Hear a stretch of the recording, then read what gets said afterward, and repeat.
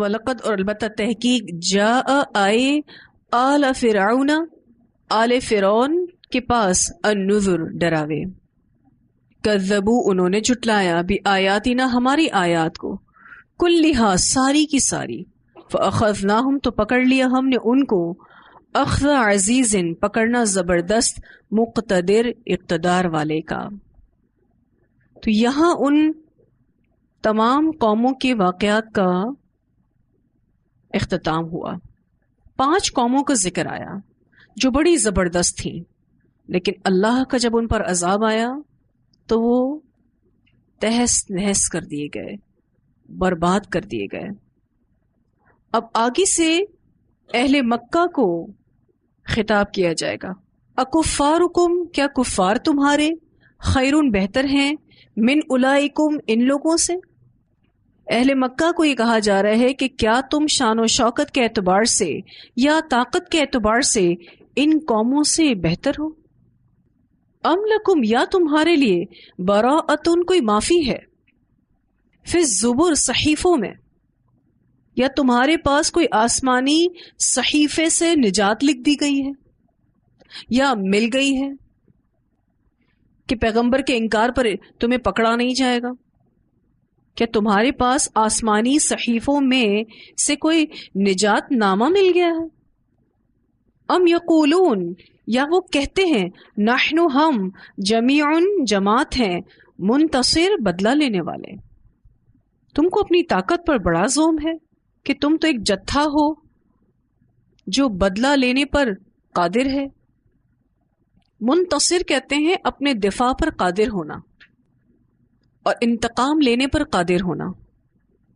سیہزم الجمع ان قریب شکست کھا جائے گا جتھا، کیونکہ یہ اپنے آپ کو جتھا کہتے تھے نا، تو اللہ تعالیٰ کہتے ہیں کہ ان قریب شکست کھا جائے گا جتھا. وَيُوَلُّونَ الدُّبُرَ اور وہ پھیر لیں گے پیٹھ کو. یہ پیشن گوئی اس وقت کی گئی جب مسلمان شاب ابی طالب میں محصور تھے، اور یہ مکی صورت ہے اس لیے یہ پیشن گوئی ہے، پریڈکشن ہے، اور یہ بدر کے دن پوری ہوئی. اس بارے میں روایت آتی ہے سیدنا عبداللہ بن عباس رضی اللہ تعالی عنہما فرماتے ہیں کہ بدر کے دن آپ صلی اللہ علیہ وسلم ایک خیمے میں مقیم تھے. آپ صلی اللہ علیہ وسلم نے یوں دعا فرمائی، یا اللہ میں تجھے تیرے عہد اور وعدے کی قسم دیتا ہوں، یا اللہ اگر تو چاہے تو ان تھوڑے سے مسلمانوں کو ہلاک کر دے، تو پھر آج کے بعد تیری عبادت کرنے والا کوئی نہیں رہے گا. پھر سیدنا ابو بکر صدیق رضی اللہ تعالیٰ عنہ نے آپ صلی اللہ علیہ وسلم کا ہاتھ تھام لیا اور کہا یا رسول اللہ صلی اللہ علیہ وسلم اب بس کیجئے. آپ نے اپنے پروردگار سے التجا کرنے میں حد کر دی ہے، یعنی آپ نے بہت ساری دعائیں مانگ لی ہیں، اب آپ اللہ پر چھوڑ دیجئے. آپ صلی اللہ علیہ وسلم اس دن زرہ پہنے ہوئے تھے، چل پھر رہے تھے. آپ صلی اللہ علیہ وسلم خیمے سے باہر نکلے تو یہ آیت پڑھ رہے تھے سیہزم الجمع ویولون الدبر. اسے بخاری نے روایت کیا ہے. یہ پیشن گوئی مکی دور میں دی گئی، اور اس پیشن گوئی کے پورے ہونے کے کوئی امکان نظر نہیں آتے تھے، لیکن اللہ سبحانہ تعالیٰ نے بدر کے دن ان مشرکین مکہ کو ایسے شکست دی کہ اس جنگ کا نتیجہ یہ نکلا کہ انتقام لینے والے خود اللہ کے انتقام کا شکار ہو گئے، کیونکہ وہ خود کو ایک جتھا کہتے تھے. نحن جمیع منتصر کہتے تھے کہ ہم تو ایک جتھا ہیں جو بدلہ لے سکتے ہیں، انتقام لے سکتے ہیں. تو انتقام لینے والے خود اللہ کے انتقام کا شکار ہو گئے. 70 بڑے بڑے کافر موت کی گھاٹ اترے، اور اتنے ہی بھاگتے بھاگتے گرفتار بھی ہوئے، یعنی اتنے قیدی بھی بنے، اور سارے سردار قسم کے لوگ تھے. اور کسی بھی جتھے کے اگر سرداروں کی قوت کو ختم کر دیا جائے تو پھر باقی جتھا کسی کام کا نہیں رہتا. بل الساعۃ بلکہ قیامت موعدہم ان کے وعدے کی جگہ ہے، والساعۃ اور قیامت ادھا بہت سخت ہے. ادھا کہتے ہیں بڑی بلا کو، ایسی مصیبت جس کو دور نہ کیا جا سکے. وہ امر اور بہت کڑوی. کسی کڑوی چیز کا تصور آتے ہی انسان کی کیفیت بدل جاتی ہے. مراد ایسی چیز جو مزہ خراب کر دے. وَالسَّاعَةُ أَدْهَى وَأَمَرُ، اور قیامت تو بہت سخت ہے اور بہت ہی بد مزہ ہے. اگر دنیا میں یہ جنگ بدر میں ہارے تو وہ تو دنیاوی عذاب تھا، قیامت تو ابھی باقی ہے. ان المجرمین، بے شک مجرم لوگ، فی ضلال، گمراہی میں ہیں، وسعور، اور جنون میں ہیں. آپ کو یاد ہوگا کہ پیچھے انہوں نے پیغمبر کی اطاعت کو گمراہی اور جنون کہا تھا، تو اللہ تعالیٰ نے جواب دیا کہ جو پیغمبر کی اطاعت کرتا ہے وہ گمراہ اور مجنون نہیں، بلکہ جو مجرم ہیں فی ضلال وسعور، وہ گمراہی میں ہیں، وہ جنون میں ہیں. یوم، جس دن، یسحبون، وہ گھسیٹے جائیں گے. صحابہ کہتے ہیں ذلت اور رسوائی کے ساتھ گھسیٹنا. فی الناری، آگ میں، علی وجوہہم، اپنے چہروں کے بل، یہ اپنے چہروں کے بل گھسیٹے جائیں گے.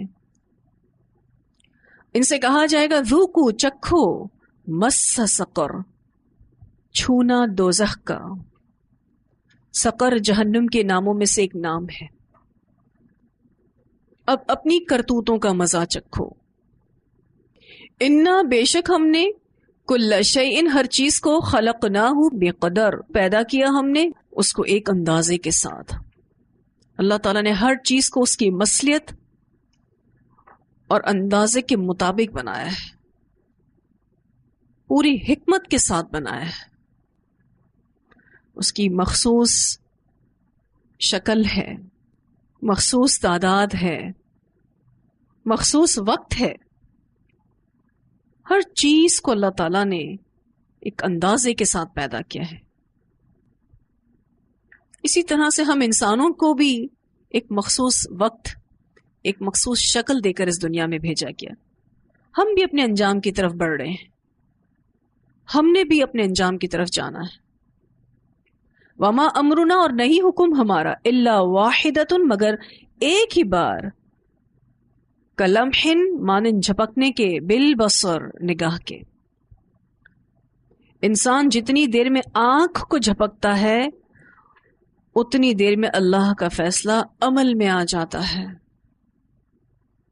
کیا قدرت ہے اللہ کی. قیامت کا بھی یہی حال ہے کہ جب اللہ کا حکم ہوگا تو پلک جھپکنے سے بھی پہلے وہ واقع ہو جائے گی. وما امرنا الا واحدۃ کلمح بالبصر، پلک جھپکتے ہی قیامت آ جائے گی جب اللہ کا حکم آ جائے گا. اس سورت کے شروع میں جب اقتربت الساعۃ وانشق القمر کہا گیا، یہ قیامت قریب ہے اور چاند پھٹ گیا، تو دیکھا جائے تو قیامت اب تک آئی نہیں. اگر کسی کے ذہن میں یہ سوال بھی آتا ہے کہ قیامت کب آئے گی، تو اس کا جواب یہاں دے دیا گیا کہ وما امرنا الا واحدۃ کلمح بالبصر، کہ قیامت کا آنا اتنا ہی پلک جھپکتے ہوگا، وہ واقع ہو جائے گی. بس اس کا وقت جو اللہ نے طے کر رکھا ہے وہ آئے گا تو قیامت بھی آ جائے گی. وَلَقَدْ أَهْلَكْنَا، اور البتہ تحقیق ہلاک کیا ہم نے، أَشْيَاعَكُمْ، تمہارے جیسوں کو. أَشْيَاعَكُمْ کا لفظ شین یا عین سے ہے. پارٹی کو کہتے ہیں، ہم جنس لوگوں کو کہتے ہیں، ایک جیسی عادات اور طور طریقہ رکھنے والے لوگ. مراد وہ لوگ ہیں جس سے انسان قوت حاصل کرتا ہے اور وہ اس کے ارد گرد پھیلے رہتے ہیں. شیعتن جو ہے گروہ کو کہتے ہیں، پارٹی، جماعت، ایک جیسی عادات اور طور طریقہ رکھنے والے لوگ، ہم جنس لوگ، جس سے انسان قوت حاصل کرتا ہے، سپورٹ لیتا ہے. اور وہ اس کے ارد گرد ہی پھیلے رہتے ہیں. تو اللہ تعالیٰ فرماتے ہیں وَلَقَدْ أَهْلَكْنَا أَشْيَاعَكُمْ، اور البتہ تحقیق ہلاک کیا ہم نے تمہارے جیسوں کو. فَهَلْ مِن مُدَّكِرٍ، تو کیا ہے کوئی نصیحت پکڑنے والا؟ دوسرے کی تباہی سے بھی انسان نصیحت لے لیتا ہے. تو تمہارے جیسے پہلے بھی تباہ ہوئے، انہی سے ہی کچھ نصیحت لے لو. دیکھو کیوں تباہ ہوئے، وجہ معلوم کرو، کیا ہوا ان کے ساتھ. اتنی بڑی بڑی سویلائزیشنز، ان کے مقابلے میں تم کچھ بھی نہیں. وہ جب تباہ کر دیے گئے تو تم کیسے بچو گے اللہ کی نافرمانی کر کے. وَكُلُّ شَيْءٍ، اور ہر چیز، فَعَلُوهُ، انہوں نے کیا اس کو، فِي الزُّبُرِ، صحیفوں میں ہے. یہ خود تو مٹ گئے لیکن ہر کسی کا اعمال نامہ محفوظ ہے. جو انہوں نے کیا وہ سب محفوظ ہے. فَعَلُوهُ فِي الزُّبُرِ،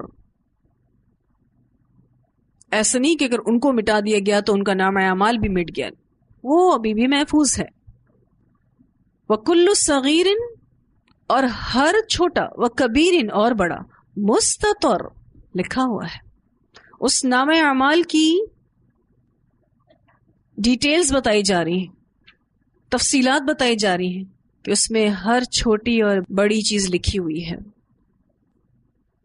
اس سے پہلے جو ہم نے سورت پڑھی، سورت النجم، اس میں ہم نے کبیرہ اور صغیرہ گناہوں کے بارے میں پڑھا تھا. اب ایک اور انداز میں اللہ تعالیٰ نام اعمال پر فوکس رہنے کا سکھا رہے ہیں کہ تم چلے جاؤ گے اس دنیا سے لیکن تمہارا نام اعمال محفوظ رہے گا. اور وہ ایسی کتاب ہے کہ جس میں چھوٹی بڑی ہر چیز لکھی گئی ہے، یعنی ہمارے معاملات، ہمارے اعمال، ہمارے اقوال، ہمارے اشارے، فرشتے ہر چھوٹی بڑی چیز لکھ رہے ہیں. اور سب کچھ مستطر ہے، سطر میں لکھا ہوا ہے، لائنز میں لکھا ہوا ہے، پوری ترتیب کے ساتھ لکھا ہوا ہے کہ اگر اس کو دوبارہ دیکھنا ہوگا تو اس کا پڑھنا آسان ہوگا. اتنا آرگنائزڈ وے میں یہ نامہ اعمال تیار ہوا ہے، کوئی کنفیوژن نہیں ہے اس میں، کوئی جیسے تیسے نہیں لکھا ہوا، ہر چیز پوری وضاحت کے ساتھ لکھی ہوئی ہے. عمل کا وقت، عمل کی جگہ، عمل کی نیت، عمل کی کوالٹی، سب کچھ، چھوٹا بڑا سب کچھ. تو یہی سکھانا مقصود ہے کہ اپنے نامہ اعمال پر فوکس رہو. ان المتقین، بے شک تقوی والے، فی جنات و نہر، باغوں میں ہوں گے اور نہروں میں. پوری صورت میں ڈراوے ہی ڈراوے تھے، آخر میں خوشخبری آئی ہے کہ جو متقی ہوں گے وہ جنتوں میں ہوں گے اور نہروں میں ہوں گے. اللہم اجعلنا منہم. فی مقعد صدق، سچی عزت کی جگہ پر، عند ملیک، بادشاہ کے نزدیک، مقتدر، جو اقتدار والا ہے. متقی لوگ ہوں گے جن کو باغوں میں اور نہروں میں رکھا جائے گا اور وہ اللہ کی ملاقات اور دیدار کے لیے بلائے جائیں گے، اور ان کو بیٹھنے کے لیے مقعد صدق دیا جائے گا. مقعد کہتے ہیں بیٹھنے کی جگہ کو، نشست کو، اور صدق کہ اس میں کوئی جھوٹ نہیں، کوئی دکھاوا، کوئی دھوکہ نہیں. اور اس کو مقعد صدق اس لیے کہا گیا کہ اس پر صرف اور صرف سچے لوگ بیٹھیں گے، جو پوری سچائی کے ساتھ اپنی دنیا کی زندگی کو جیتے رہے. اور عند ملیکن، بادشاہ کے نزدیک.